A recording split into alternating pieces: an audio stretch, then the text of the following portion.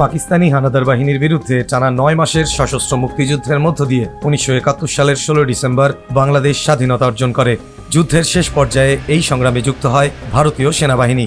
তবে বরাবরই বাংলাদেশের বিজয় দিবসকে তাদের নিজেদের বিজয় বলে দাবি করে এবং পালন করে আসছে ভারত। ১৬ ডিসেম্বর মঙ্গলবার ভারতীয় প্রধানমন্ত্রী নরেন্দ্র মোদী তার অফিসিয়াল ফেসবুক পেজে একটি পোস্ট দিয়েছেন, যে পোস্টে বাংলাদেশের নাম বা বাংলাদেশের স্বাধীনতার প্রসঙ্গই উল্লেখ করেননি তিনি, বরং ১৬ ডিসেম্বরকে ভারতের ঐতিহাসিক বিজয় বলে উল্লেখ করেছেন নরেন্দ্র মোদী।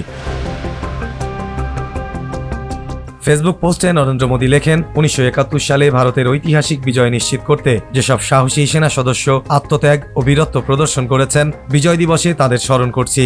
তাদের দৃঢ় সংকল্প ও নিঃস্বার্থ সেবা দেশকে রক্ষা করেছে এবং ইতিহাসে গৌরবের এক অধ্যায় সৃষ্টি করেছে। এই দিনটি তাদের বীরত্বের প্রতি শ্রদ্ধা জানানোর পাশাপাশি ভবিষ্যৎ প্রজন্মের জন্য অনুপ্রেরণার উৎস হিসেবেও কাজ করবে।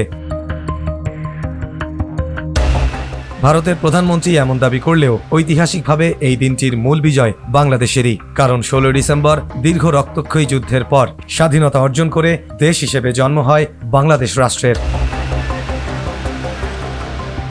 এর আগে ভারতের সেনাবাহিনীও বিজয় দিবস উপলক্ষে একটি পৃথক পোস্ট দেয়, যেখানে মুক্তিযোদ্ধাদের বীরত্বের কথা উল্লেখ করা হয়। সেখানে বলা হয়, মুক্তিবাহিনী ও ভারতীয় সশস্ত্র বাহিনী কাঁধে কাঁধ মিলিয়ে যুদ্ধ করেছে এবং একসঙ্গে বাংলাদেশের স্বাধীনতার সংগ্রামকে চূড়ান্ত সফলতার দিকে